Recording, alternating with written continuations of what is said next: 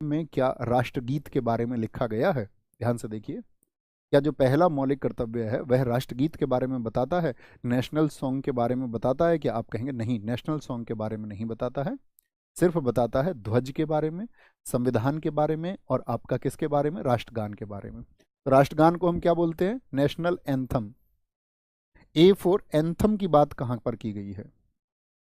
Anthem, इस शब्द को याद रखें भाई, एंथम होगा तो एंथम का संबंध सीधा फ्लैग से है, और फ्लैग का संबंध किससे? कॉन्स्टिट्यूशन से है।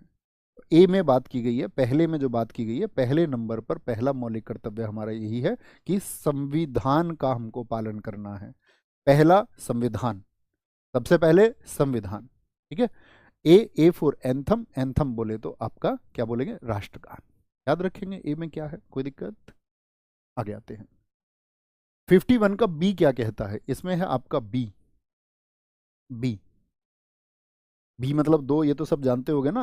आप सब लोग शायद रीजनिंग भी पढ़ते होंगे कि भैया मुझे बताइए कि जी कौन से नंबर पर आता है, तो आप कहेंगे भैया जी जो है वो 7 पर आता है, एच आपका 8 पर आता है, ये तो जानते होंगे सब। आई 9 है, जे 10 है, के 11 है, और 11 यानी कि के तक होगा। ये कहाँ तक होंगे ये सब? आपका 51 ए से शुरू होके जो आपका स्मॉल ए से लेकर के स्मॉल के तक, तो के पे 11 हो जाता है, यहाँ तक चलेंगे, है ना। उन भारतीय आदर्शों को संजोना और उनका पालन करना जिन्होंने हमें भारतीय स्वतंत्रता संग्राम में प्रेरित किया।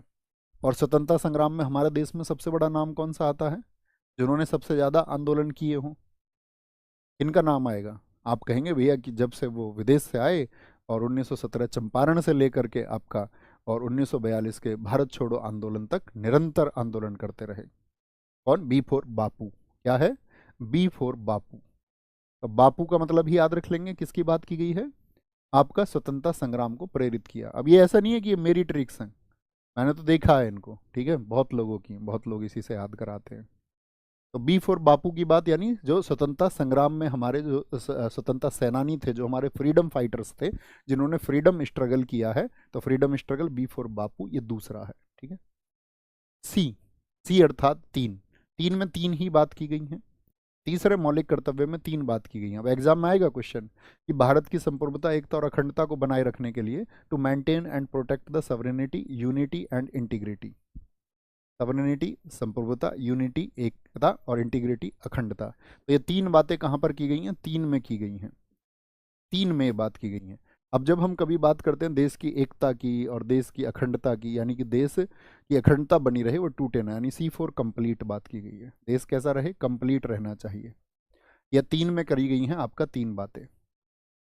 तीन बातों से जब भी क्वेश्चन आएगा, जैसे इसको दे करके पूछेगा आपसे कि ये एकता अखंडता और आपका एकता अखंडता और संप्रभुता की बात कहाँ पर की गई है, तो ये चार ऑप्शन देगा, तो किसको चुनेंगे? तो आप कह देंगे तीन बातें तीन में की गई हैं, तीन में की गई हैं। ओके, आगे आते हैं।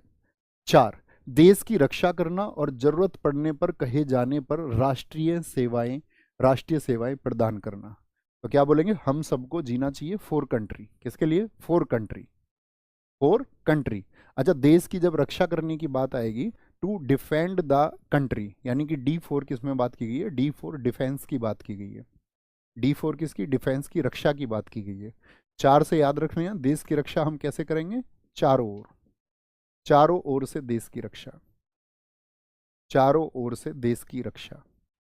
तो डी फोर क्या होगा? डिफेंस होगा। और देश की रक्षा क्या आप ऐसे करोगे कि तीन तरफ से देश को रक्षा कर लेंगे हम और एक तरफ से छोड़ देंगे? तो आप कहेंगे नहीं, ठीक है, कोई दिक्कत? देश की रक्षा करना और जरूरत पड़ने पर कहे जाने पर राष्ट्रीय सेवाएं प्रदान करना। ओके सर, क्लास के नंबर पे वीडियो पे मेंशन करवा दिया करो कौन सा लेक्चर हुआ है, कितना हुआ है। उससे क्या होगा दोस्त?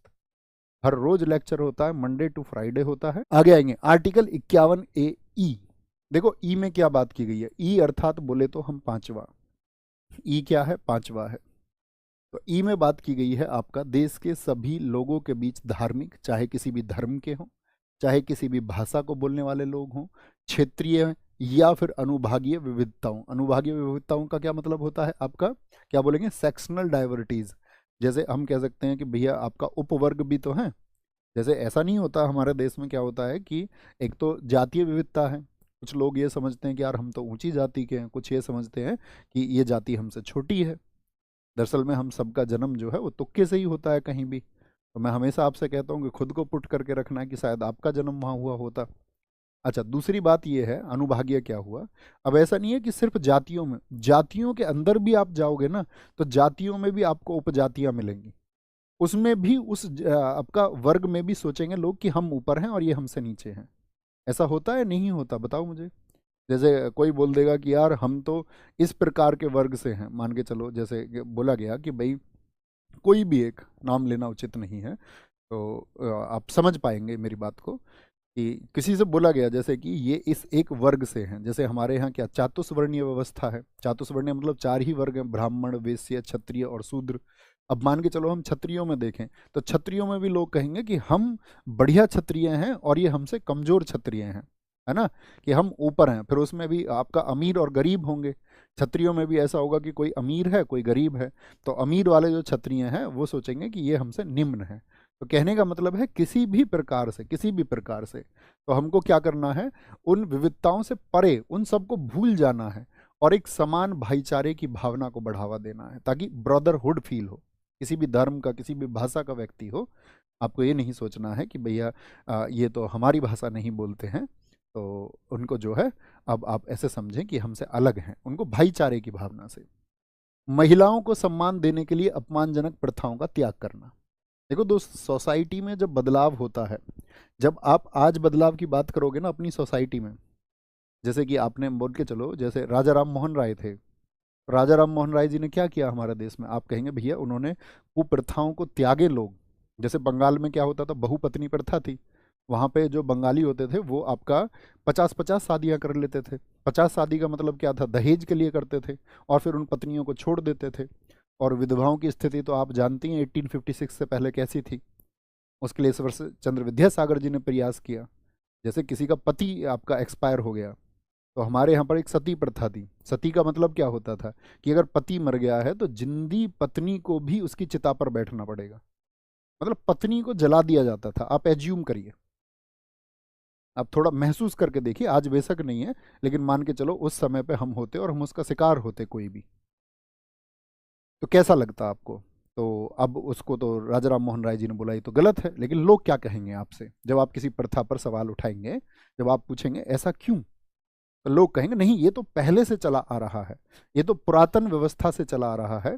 तो ऐसे लोगों को जो पुरानी व्यवस्थाओं को मानते हैं उनको हम बोलते हैं रूढ़िवादी। रूढ़िवादी, रूढ़िवादी का मतलब क्या, ऑर्थोडॉक्स है वो, कि वो पुरानी जो प्रथा है उसको समय के हिसाब से छोड़ने को तैयार नहीं है, और आज समय में उसको बदलाव की आवश्यकता है, लेकिन तब भी वह बदलने को तैयार नहीं है। तो आपको लगता है राजा राम मोहन राय ने जब प्रयास किए होंगे तो उनको लोगों ने अच्छा बताया होगा। हम आज ही तो पढ़ते हैं कि आपका जो राजा राम मोहन राय हैं वो भारतीय जो समाज है उसके पुनर्जागरण के जनक हैं, यानी फादर ऑफ इंडियन रेनेसा उनको हम बोलते हैं। उनको आज हम मॉर्निंग स्टार ऑफ इंडिया बोलते हैं, नव प्रभात का तारा। लेकिन क्या उस समय पे उनको बोला गया होगा, आप कहेंगे नहीं। ईश्वर चंद्र विद्यासागर जी ने जब विधवाओं की स्थिति के लिए बात की, जैसे जो आपका ऐसे घर थे जिन्होंने कहा नहीं, वो अकस्मात कोई व्यक्ति अगर मर गया है तो एक जिंदी औरत को क्यों जलाया जा रहा है, तो एक काम करो ना कि भाई इनकी शादी कहीं पे करवा दें। अब जो नहीं जलेगी तो वो क्या हो जाएंगी, विधवा रह गई। और विधवाओं की स्थिति ऐसी थी उस समय समाज में कि लोग पत्थर मारते थे। जैसे विधवा किसी के घर आ गई तो लोग उसको अपने पानी से साफ करते थे कि यार अपवित्र हो गई हमारी जगह, तो अब तो यहाँ की जो प्योरिटी नहीं बची है। तो आप सोचिए, समाज में हमेशा बदलाव होते हैं, तो आप कभी भी किसी व्यवस्था को जकड़ कर ना बैठें। जकड़ कर ना बैठें कि भाई इस एक व्यवस्था को तो हम तो जकड़ के बैठेंगे इसलिए क्योंकि ये पहले से चली आ रही है। तो आपको ये देखना होगा उसको, व्यवस्था को। जैसे मान के चलो किसी ने दहेज लिया और आप बोले नहीं हम भी दहेज लेंगे, क्योंकि दहेज तो लिया जाता है, कॉमन सी बात है, कॉमन सी बात है। अब उसमें दूसरा तर्क लड़के और देने लगे हैं आजकल कि लड़की वाले जो हैं वो लड़के को कामयाब देखते हैं, और तो दहेज क्यों नहीं देंगे, अगर लड़के की सरकारी नौकरी है तो उनको जमीन भी चाहिए नौकरी भी चाहिए, तो दहेज को क्यों मना करते हैं, तो ऐसे लड़के से शादी क्यों नहीं करते। आप सब जानते हो कि इसमें सुरक्षा का भाव जुड़ा हुआ है। ऐसा नहीं है कि जिन लड़कों की सरकारी नौकरी है या जिन लड़कों के पास जमीन है क्या सिर्फ उन्हीं की शादियां होती हैं, क्या उन इस देश में उन लोगों की शादियां नहीं होती जिनके पास जमीन या नौकरी नहीं है, तो तब भी होती होंगी। उस तरह का वर्ग भी एक मौजूद है। और यदि आप सोचते हैं कि सरकारी नौकरी की बहुत कीमत है, तो आपको लगता है कि कोई उद्योगपति किसी सरकारी नौकरी वाले को आपकी बेटी की शादी करने को तैयार होगा? प्रैक्टिकली सोचिए। जैसे मान के चलो आप, भाई ऐसा तो हो सकता है कि कोई उद्योगपति हो, सामान्य उद्योगपति, और आपने एक सरकारी नौकरी यूपीएससी की ले ली या पीसीएस की ले ली, तो वो शादी कर दे।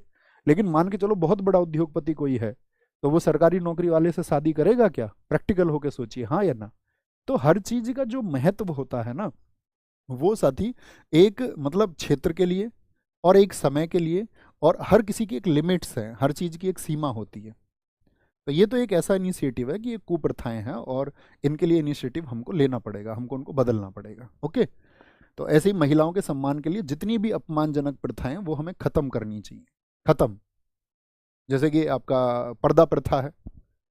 पर्दा प्रथा में आपका बहुत सारे तर्क दिए जाते हैं। जैसे राजस्थान में आपका पगड़ी का तर्क है, बड़ा अच्छा तर्क है कि वहाँ पर गर्मी बहुत पड़ती है, पगड़ी या फिर आपका ढककर रखना जरूरी है। तो वो वहाँ की मतलब भौगोलिक एक व्यवस्था हो गई, मतलब वो जो भौगोलिक विषमता हो गई वहाँ पर, ऐसा समझिए कि वहाँ पर गर्मी ज़्यादा है तो ठीक है।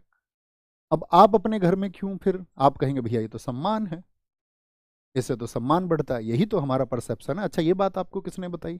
तो जो क्या घूंघट में है वो ये जरूरी है कि वो सबका सम्मान ही करती हो? क्या घूंघट के अंदर से कोई, आप ये समझिए कि अपने ससुर से नहीं लड़ सकती? क्या घूंघट के अंदर से कोई अपने जेठ से नहीं लड़ती है? आपने देखी है या नहीं देखी कोई? तो घूंघट से तो अगर सम्मान होता है तो फिर तो वो लड़ाई झगड़े कलेश जैसी स्थिति परिवारों में ना रहती। आप कहेंगे भैया हमने तो ऐसी ही ज्यादा देखी है। तो हर मतलब कुप्रथाएं हैं कि पहले समय पे जैसे ये कहा गया कि विदेशी आक्रमणकारी हुई है तो सुंदर स्त्रियों का अपहरण कर लेते, तो इस वजह से चेहरा ढकने की प्रथा शुरू हुई। तो उसको हमने फिर अपना लिया, हम उसको छोड़ने तक को तैयार नहीं है, किसी भी प्रकार से हम उसको त्यागने को तैयार नहीं है कि हम इसको त्याग भी दें। आपने देखा होगा अक्सर जो लड़के जिनको शादियों में, ऐसे देखा होगा आपने, लड़कियों को शादी में दहेज में गाड़ी मिली, तो लड़की को कहाँ बैठाता है? पीछे। खुद ड्राइवर बन जाता है। मतलब लड़के, नए नए लड़के ड्राइवर बनने को तैयार हैं, और लड़की को बिठा लिया पीछे। बोले इससे जो है ना, गांव में सब लोग ये कहते हैं कि इससे सम्मान बना रहता है, और पत्नी जो है वो बराबर में नहीं बैठनी चाहिए। आप सोचिए अभी जरा, ये पुरुष प्रधान समाज है, अगर कभी ये आपका स्त्री प्रधान समाज हुआ और यही चीजें तुम्हारे साथ की जाए, सोचिए। एक लड़की अपनी, जो भाई गाड़ी उसकी है, दहेज में लेके आई है यार, तुम नेता बन रहे हो ऐसी बेवजह, अथॉरिटी बना रहे हो आप, आपको खुद आपने खरीदी नहीं जा रही थी आपसे, आपने उसको दहेज में ले लिया, और उसके बाद में आप एक अथॉरिटी भी बन गए, इस पर मेरे नियम लागू होंगे। अब तुम सोचो, तुम पीछे बैठे हुए हो और लड़की गाड़ी चला रही है, फिर हम यहाँ पर मतलब समानताएं कहाँ रहीं? तो इसका मतलब है तो हम एक समाज का, जो स्त्री समाज है उसका दमन कर रहे हैं, और मतलब एक झूठे दंभ में दमन कर रहे हैं, जिसका कोई अर्थ नहीं है, कोई टेक्निकल रीजन नहीं है, कोई सामाजिक रीजन नहीं, बस जबरदस्ती बना लिया आपने। नहीं, औरत को आदमी के बराबर दर्जा नहीं मिलना चाहिए, नहीं तो बड़ी दिक्कत हो जाएगी। पुरुष प्रधान समाज को सीधी चोट पहुंचती है इससे। स्त्रियां और हमारी तुलना, हमारे बराबर में बैठ जाएं, तो इससे बड़ी ठेस पहुंचती है। लेकिन लोगों ने, बहुत सारे लोगों ने इसको स्वीकार किया, जो ऑर्थोडॉक्स नहीं है, यानी कि जो रूढ़िवादी नहीं है। जो रूढ़िवादी नहीं है उसके अलावा कौन से होते हैं? प्रोग्रेसिव लोग, प्रगतिशील लोग, जो समय के साथ में ये देखते हैं कि समय की आवश्यकता क्या है और उसके हिसाब से खुद को ढालते हैं। बहुत सारे लोग वैसे ही हो जाते हैं। समझे बात को? बात क्लियर? तो ई को, ई बोल याद रख, ई फॉर इक्विलिटी। इक्विलिटी, समानता की बात की गई है। पांच से याद रख लेना, पांच भाई, भाईचारा किसमें है? पांच में। तो पांच पांडव भी थे, ऐसे याद रख लो, पांच पांडव भाई थे ना, पांच पांडव भाई। उनकी एक पत्नी भी थी। कौन है पत्नी उनकी? बताओ। द्रौपदी, महिला। द्रौपदी नामक एक महिला उनकी पत्नी थी। तो महिलाओं के सम्मान की बात, भाईचारे की बात, और इक्विलिटी, चाहे किसी भी धर्म का हो, तो वो पांच में बात की गई है। बात क्लियर है? आगे चलें। छह, हमारी मिली जुली संस्कृति की समृद्ध विरासत को महत्व देना और उसका संरक्षण करना। भैया कुछ यजुवेंद्र चहल पर बताइए, बताइए भाई। बहुत बढ़िया, बहुत बढ़िया। भैया एक बात बताइए, क्या कोई जो बहुत बेरोजगार लड़की किसी अनपढ़ से शादी करेगी क्या? हाँ, करती है भाई, बहुत है। आपकी जानकारी में नहीं होगा। किसी लड़की की सरकारी नौकरी है तो ऐसा नहीं होगा उन सबके पति सरकारी नौकरी पर ही हों। हमारी दीदी है, हमारी दीदी की सरकारी नौकरी है। हमारे जो भाई साहब हैं, जीजा जी हमारे, उनकी नहीं है गवर्नमेंट जॉब।